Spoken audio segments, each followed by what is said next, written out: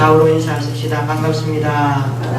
잘 되고 있습니다. 주님께서 잘 되게 하십니다. 오늘은 6월 25일 1950년 6.25 전쟁이 일어난 지 67년이 되는 날입니다. 우리 가운데는 6.25 세대도 있지만 전쟁을 모르는 세대가 더 많습니다. 1950년 6월 25일 새벽 6.25 전쟁 상황을 가장 먼저 알린 사람이 그 당시 22살인 KBS 3년차 아나운서 위진록 씨였습니다. 그분은 지금 미국에 살고 계시는데 얼마 전에 한국에 온 적도 있습니다. 그는 그날 서울 덕수궁 뒤편에 있는 서울 중앙방송국 숙직실에서 당직을 서고 있었습니다. 새벽 5시 10분쯤 되었을 때 다급하게 문을 두드리는 한 사람이 있었습니다. 국방부에서 나왔다는 한 대위였습니다.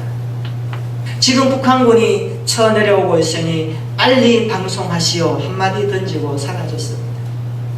옷을 입고 원고를 작성하여 그는 이렇게 뉴스를 발표합니다. 임시 뉴스를 말씀드리겠습니다. 오늘 새벽 북한 공산군이 38선 전역에서 전면 공격을 시작했습니다. 그때까지 그는 전쟁이 이렇게 크게 일어날 줄 몰랐다고 합니다.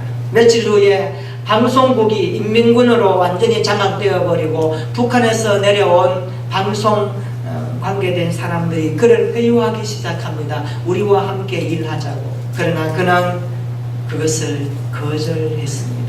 그 후 3개월 동안 숨어서 다녔다고 합니다. 친척 집과 친구 집을 오가며 숨어 다니다가 어떤 날에는 인민군에게 뛰을까봐 대청마루 아래에서 꼬박 밤을 새운 적도 있었다고 회고합니다. 그러다가 도쿄 오키나와 미군 사령부에서 22년 동안 방송국 아나운서로 생활을 하다가 1972년도에 미국으로 건너간 사람입니다. 아직도 그는 눈을 감으면 그때의 상황을 잊을 수 없다라고 그렇게 고백합니다. 89세의 위진록 씨는 지금도 힘주어서 이렇게 말합니다. 전쟁이 내 인생을 송두리째 바꿔놓았습니다. 전쟁이 내 인생을 송두리째 바꿔놓았습니다. 우리는 절박한 자세로 이 땅의 평화를 지켜내야 합니다. 그렇습니다. 전쟁은 참혹한 것입니다. 지금은 휴전 중에 있습니다. 분단의 아픔은 아직도 계속되고 있습니다. 지금도 우리 교회 청년들이 군 복무 중에 있는 자녀들이 들어 있습니다. 저도 군대에서 있다 보니까 지금도 군대에서 배웠던 군가의 소절들이 귀에서 막 떠나지 않습니다. 어떤 긴장된 일을 하고 잠자리에 누우면 군대 생활에 대한 꿈이 막 나타나기도 합니다. 남자들의 이게 있는 것 같아요. 무의식 속에 전장에 피는 꽃이라는 군가가 아직까지도 귀에 들려옵니다. 이런 가사입니다. 오 나의 전우여, 오 나의 전우여, 이 전쟁이 끝나고 평화가 오면 내 너를 찾으리. 오 나의 전우여, 오 나의 전우여, 이 전쟁이 끝나고 평화가 오면 내 너를 찾으리. 6.25 당시에 우리나라가 도로망이 너무너무 안 되어 있었습니다. 우리 대한민국 한반도는 70%가 산악지대입니다. 40%만이 평야입니다. 전쟁을 하려면 물자가 조달되어야 합니다. 그때 나라에서 특별령을 내려서 노무자들, 젊은이들을 막 전쟁터에 모집합니다. 수만 명이 갔는데 그들은 지게 하나 메고 솥단지를 옮기고 포탄을 옮기며 물자를 조달하는 그러한 일에 쓰임을 받습니다. 그들 가운데는 전투복도 입지 아니하고 민간인 복장으로 그 지게를 쥐고 물자를 날려다 보니까 적에게 발각되어서 많은 사람이 죽었습니다. 미국에서는 이 한국의 노무자들이 지게를 가지고 물자를 조달하는 이 모습을 보고 지게가 A와 같은 모양이 생겼다 그래서 A 특공대라고 이름을 부르기도 했어. 살아있는 그들의 말을 들어보면 그 당시에 함께 노무자로 있다가 국가의 부름을 받고 그 전쟁 물자를 조달했던 그때의 상황을 이야기하면서 그들이 가장 무서워했던 것은 그 산길을 오르면서 힘들고 지친 것이 중요한 게 아니라 언제 적이 나타나 솔지 모르니까 두려움 속에 그들은 이동하고 이동했다라고 증언하고 있습니다. 바라옵기를 오늘 우리 시대에 이 땅의 평화의 왕으로 오신 주님으로 인하여 이 나라가 평화하기를 소망합니다. 우리의 가정과 직장이 평화롭기를 기도합니다. 남북의 분단 가운데서도 하나님이 이 나라를 지키심으로 말미암아 전쟁이 없는 이 나라가 되기를 진심으로 소망합니다. 오늘 본문의 말씀을 보면 이 땅에 평화의 왕으로신 예수 그리스도의 사역에 대해서 소개하는 내용을 우리에게 말씀합니다. 마가복음 11장에 보면 예수님께서 성전을 거닐고 계셨습니다. 그때 대제사장들과 서기관들과 장로들이 예수님께 질문 한 가지를 합니다. 당신이 무슨 권세로 이 일을 하느냐? 누가 이 일할 권위를 주었느냐? 라고 질문을 합니다. 그때 예수님께서 그들의 질문에 대답을 요구하십니다. 대신 예수님이 다시 질문을 하나 던집니다. 내가 너희에게 질문 한 가지 하겠다. 세례 요한의 세례가 하늘로 붙어있냐 땅에서 붙어있냐라고 그들에게 다시 반문을 합니다. 그들이 그 질문을 듣고 대답하지 못합니다. 그때 예수님이 상황을 정리합니다. 나도 너희들의 질문에 대답하지 않겠다. 그러시면서 그들에게 오늘 예수님은 악한 농부의 비유 말씀을 전해주고 계십니다. 한 포도원 주인이 농부들에게 세를 주어 포도원을 맡긴 뒤에 타국으로 가게 되었습니다. 당시 이스라엘 백성들 가운데는 디아스포라, 다시 말하면 교포 유대인들이 많았습니다. 이들은 외국에서 돈을 많이 벌어서 이스라엘 땅을 샀습니다. 그리고 포도원을 임대해 주었습니다. 이런 일이 당시에는 흔했던 것 같습니다. 수확할 때가 되었습니다. 주인이 농부들에게 세를 받으려고 종을 보냅니다. 얘야 가서 내가 저 포도원에 세로 주었던 그 농부들에게 세를 받아오너라. 종을 주인의 말을 듣고 가서 세를 달라 하니까 그 농부들이 어떻게 합니까? 세를 받으러 왔던 그 종을 죽였습니다. 때렸습니다. 오늘 본문에 보면 무지막지하게 능욕을 당했고 때리고 또 때렸다라고 반복해서 말씀합니다. 또 종을 보냈더니 또 때려서 보냈습니다. 그래서 주인이 이제는 마지막으로 사랑하는 아들을 보냅니다. 얘야 안 되겠다. 너가 가서 세를 받아오너라. 설마 내 아들은 건드리지 않고 세를 주겠지 하는 마음으로 아들을 보냈습니다. 그런데 이 농부들은 어떻게 반응을 했을까요? 우리 오늘 본문의 말씀 7절 8절 한번 같이 읽어보겠습니다. 시작. 그 농부들이 서로 말하되 이는 상속자니 그러면 그 유산이 우리의 것이 되리라 하고 이에 잡아 죽여 포도원 밖에 내던졌느니라. 농부들은 주인의 아들을 잡아 죽이고 그를 포도원 밖으로 내버렸다라고 말씀합니다. 농부들은 자신들이 상속자를 죽이면 포도원이 자기 소유가 될 것이라고 생각하고 있었습니다. 이때 예수님이 뭐라고 말씀하십니까? 9절 한번 읽어볼까요? 9절 시작.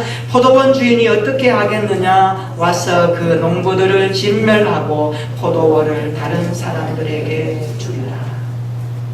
포도원 주인이 포도밭에 가서 농부들을 죽이고 포도밭을 다른 사람들에게 준다고 말씀합니다. 이 비유에서 포도원은 이스라엘 백성들을 의미합니다.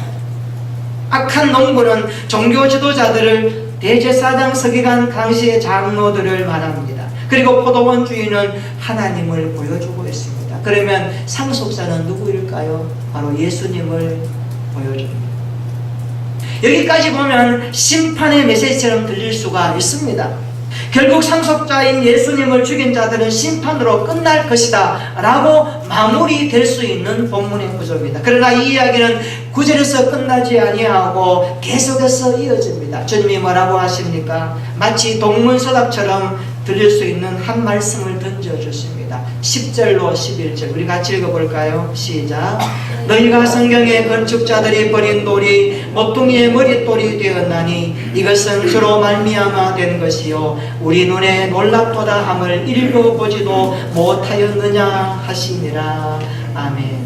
예수님은 9절까지 비유로 말씀하시고 그 다음 시편 118편 22절과 23절의 말씀을 인용하시면서 말씀합니다. 이 부분 오늘 본문의 핵심 내용입니다. 악한 농부들이 왜 포도원 주인의 아들을 죽였을까요? 이유가 무엇일까요? 그것은 아들을 죽이면 주인의 아들을 죽이면 주인의 것이 내 것이 될 것이라고 그들은 생각하고 있었기 때문입니다. 이것이 악한 농부들이 아들을 죽인 이유입니다. 그들은 포도원을 차지하고 싶었고 그들은 더 이상 종으로 살고 싶지 않았고 주인으로 살고 싶은 마음이 강렬하게 일어났던 것입니다. 여기에서 우리는 죄에 대한 정의 하나를 발견할 수 있습니다. 이 비유에서 죄는 무엇일까요? 죄가 무엇일까요? 죄는 내가 주인 되고 싶어하는 마음이 죄라는 것을 보여주고 있습니다. 내가 모든 것을 소유하고자 하는 마음이 죄입니다. 내 자아가 모든 것을 원하는 대로 해야만이 직성이 풀리는 것, 그것이 죄라는 것을 보여주고 있습니다. 그래서 회개는 무엇입니까? 우리의 자아가 깨뜨려지는 것이 회개입니다. 내가 주인의 자리에서 섬기는 종의 자리로 내려오는 것이 회개 아닙니까? 내 인생의 주인이 나라고 생각했던 모든 것이 죄라면 회개는 그것에서 완전히 돌이키는 것입니다. 그래서 죄의 본질은 자신이 종으로 사는 것을 포기하고 내가 주인이 되겠다라고 발버둥 치는 것이 죄라는 것을 보여주고 있습니다. 그래서 진정한 믿음이 무엇일까요? 진정한 믿음은 내 인생의 주인이 누구인가 하는 질문에 내 인생의 주인은 예수님입니다 라고 고백할 수 있는 삶이 믿음의 삶인 줄로 믿습니다. 여러분의 인생의 주인은 누구이십니까? 예수님이 내 인생의 주인이십니다. 이 고백할 수 있기를 축원합니다. 따라서 합시다. 예수님이 내 인생의 주인이십니다. 오늘 우리는 하루를 살아도 열흘을 살아도 일평생을 살아도 이 고백만큼은 그 어떤 것과 바꾸어지지 않기를 축복합니다. 세상의 권력과 세상의 힘과 소위 세상에 잘나가는 소위 성공적인 그 패턴 구조 속에서도 예수님이 내 인생의 주인이라는 것과 바꾸지 않을 수 있는 믿음의 담대함이 있기를 축복합니다. 이 비유에 나오는 악한 농부는 1차적으로 대제사장들과 서기관들, 장로들을 말하지만 궁극적으로 이 악한 농부는 바로 나 자신이 될 수 있다는 것을 주님이 보여주고 있습니다. 여전히 나 자신이 인생의 주인이 되어서 내 뜻대로 내 고집대로 내 판단대로 되어야 한다고 하는 그 자기 고집 속에 사로잡혀 살아간다면 그는 악한 농부의 삶을 살고 있는지 모릅니다. 그렇다면 이제 우리는 어떻게 사는 것이 주님이 원하는 삶일까요? 우리가 믿음을 가지고 주님은 나의 주인이십니다 고백하며 사는 인생의 삶의 모습과 패턴 구조는 어떤 것이어야 할까요? 우리는 예수님을 버린 돌이 아니라 모퉁이의 머릿돌로 삼고 살아야 한다는 교훈을 받습니다. 예수님은 내 인생의 머릿돌로 삼고 살아야 함을 주님이 가르쳐주고 계십니다. 따라서 합시다. 내 인생의 머릿돌은 예수님이십니다. 이 고백과 믿음이 여러분의 것이 되기를 축원합니다. 이 고백이 영원하기를 축원합니다. 주님 오실 그 시간까지 주님 내 인생의 머릿돌은, 내 인생의 주춧돌은, 내 인생의 반석은, 내 인생의 전부는 주님뿐입니다 고백할 수 있는 저와 여러분들의 믿음이 되기를 축원합니다.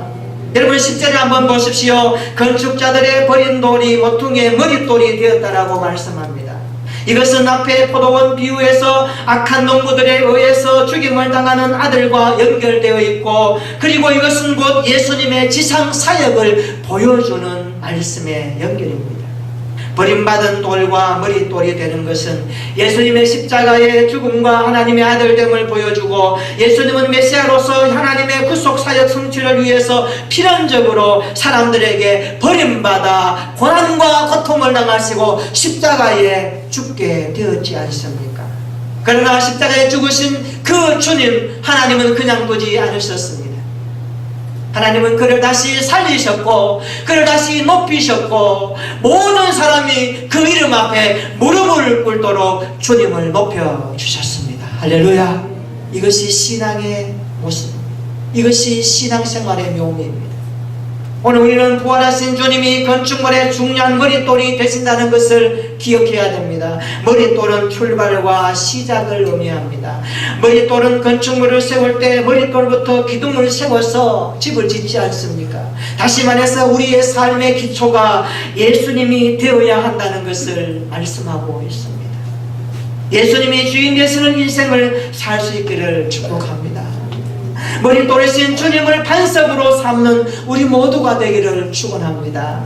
그리하여 무너지지 않는 신앙생활 되기를 축복합니다. 예수님께서 산상수훈의 마지막 결론 부분이 무엇입니까? 주님이 한 가지를 말씀하십니다. 누구든지 내 이 말을 듣고 순종하고 실천하고 살아가면 그는 그 집을 반석 위에 지은 견고한 인생의 집이 될 것이라고 말씀하셨습니다. 그렇습니다. 베드로전서 2장 6절에 말씀하시기를 예수님을 머릿돌로 삼고 살아가는 자에게는 결코 부끄러움을 당하지 아니할 것이다 라고 약속해주고 계십니다. 우리 인생이 예수님을 통하여 머릿돌이신 그리스도를 믿고 그분 위에 우리의 인생의 집을 지어간다면 결코 실패하지 아니하고 결코 세상 가운데서도 부끄러움을 당하지 않게 될 줄로 믿습니다. 왜요? 주님이 약속하셨고 주님이 보장하시기 때문입니다. 어느 날 느부갓네살 왕이 도라평지에 금으로 만든 큰 신상을 만들었습니다. 얼마나 큰지 어마어마한 금으로 된 신상입니다. 그리고 이제 그 신상 낙성식에 온 백성들을 불러옵니다. 그리고 외치는 자가 이렇게 말합니다. 너희는 나팔을 불고 피리를 불고 수금과 삼현금과 양금과 생황과 모든 악기 소리를 들을 때에 이 신상 앞에 절하라. 누구든지 엎드려 절하지 아니하면 즉시 맹렬히 따는 풀무불 속에 던져 넣으리라. 왕의 어명입니다. 모든 백성이 그 앞에 절을 합니다. 그러나 유다에서 온 다니엘의 세 친구 사드락과 메삭과 아벤느고는 절하지 않았습니다. 왕이 노발대발하여 묻습니다. 지금이라도 금신상 앞에 절하면 너희의 불순종에 대해서 내가 용납해 주겠다. 내가 용서해 주겠다. 그러나 지금이라도 절하지 아니하면 너희들은 뜨거운 불뭇불 가운데 던져질 것이다 라고 왕이 엄포를 묻습니다. 이런 상황에서 그들은 어떻게 대답합니까? 예수님을 인생의 머릿돌로 삼으신 그 사드락과 메삭과 아벤느고의 신앙은 어떻게 표현되었습니까?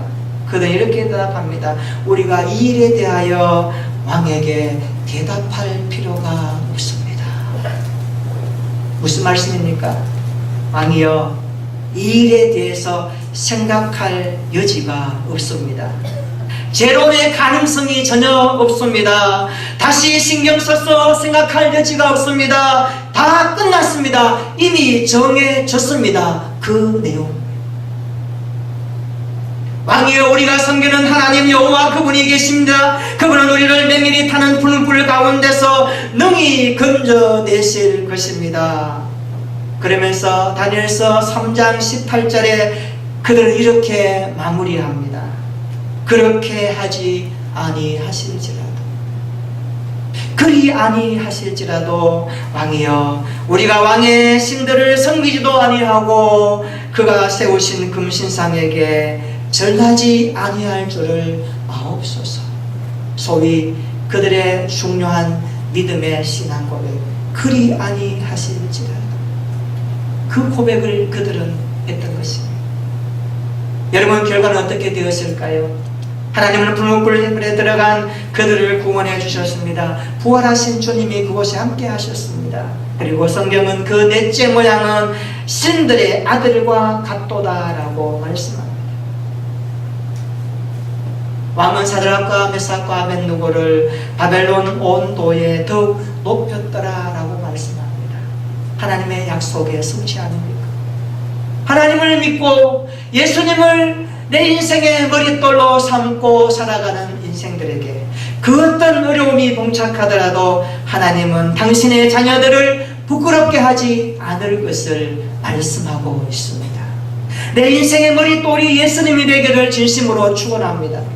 여러분, 물질이 아니라, 명예가 아니라, 세상적인 성공이 아니라 십자가에서 죽으시고 부활하셔서 오늘 또 성령으로 나와 함께 하시는 그 예수님을 여러분의 인생의 머릿돌로 삼고 그 위에 여러분의 인생의 집을 지어갈 수 있기를 축원합니다. 그래서 여러분의 가정과 직장과 생업과 모든 나라의 머릿돌이 예수 그리스도가 되었으면 좋겠습니다. 이 나라가 사는 길은 주님의 은혜뿐입니다. 이 나라가 바로 세워지는 것은 주님을 믿는 자들의 기도뿐이요 하나님의 은혜뿐입니다. 우리가 이것을 기억해야 됩니다. 오늘 6.25 67주년 하나님 앞에 예배드리면서 이 땅에 평화의 왕으로 오신 그 주님을 어떻게 대우하고 계십니까? 여러분의 시익을 따라서, 여러분의 성공에 따라서 그 주님을 피해가지는 않습니까? 오늘 주님이 정말 내 인생의 반석이시오 머릿돌이라고 입으로는 고백하지만 우리의 삶에는 주님이 뒷전에 머물러 계시지는 않습니까? 오늘 다시 한번 이 말씀 앞에 우리의 신앙을 돌아보십시오. 주님만이 우리 인생의 머릿돌이십니다. 우리 인생의 기초가 되십니다. 우리의 삶의 전부가 되십니다. 이 주님을 입술로, 마음으로, 삶으로, 여러분 행위로 고백하여 세상 많은 사람들에게 주 예수님은 하나님이시요 나의 구주이시라고 고백하고 선언하는 믿음의 증인들이 되기를 축복합니다. 그래서 날마다 우리의 삶이 예수님을 인생의 머릿돌로 삼고 날마다 그분을 바라보며 살아갈 수 있기를 축원합니다. 날마다 십자가를 바라보십시오. 예수 그리스도의 십자가를 바라보십시오. 십자가는 하나님의 은혜의 절정입니다. 우리는 다 죄인이고 끝이 사망이고 소망 없는 자들이었지만 예수님이 우리 죄를 위해 십자가에 죽으시고 우리에게 살 길을 열어주셨습니다. 십자가에서 자격 없는 우리 자신을 바라봅니다. 십자가에서 조건 없이 주시는 하나님의 끝없는 은혜를 우리는 목도합니다. 그 은혜가 우리에게 임할 때 우리는 주님의 사람답게 살아갈 수 있는 것입니다. 내 힘은 미약하지만 오늘도 성령으로 우리와 함께 동행하시는 임마누엘 그분의 손에 우리의 인생이 맡겨지면 우리는 자라나거나 치우치지 아니하고 주님을 인생의 머릿돌로 삼고 항상 주님이 원하는 삶을 살게 될 것입니다. 예수님이 내 인생의 머릿돌로 삼는 인생이 가장 행복한 사람입니다. 믿음은 내 인생의 주인이 예수님이다라고 선언함으로 출발합니다. 이것을 선언하고 이 선언이 유효하도록 이번 한 주간 십자가를 바라보며 날마다 성령 하나님과 동행하며 살아가는 저와 여러분들의 일상이 되기를 예수님의 이름으로 축원합니다.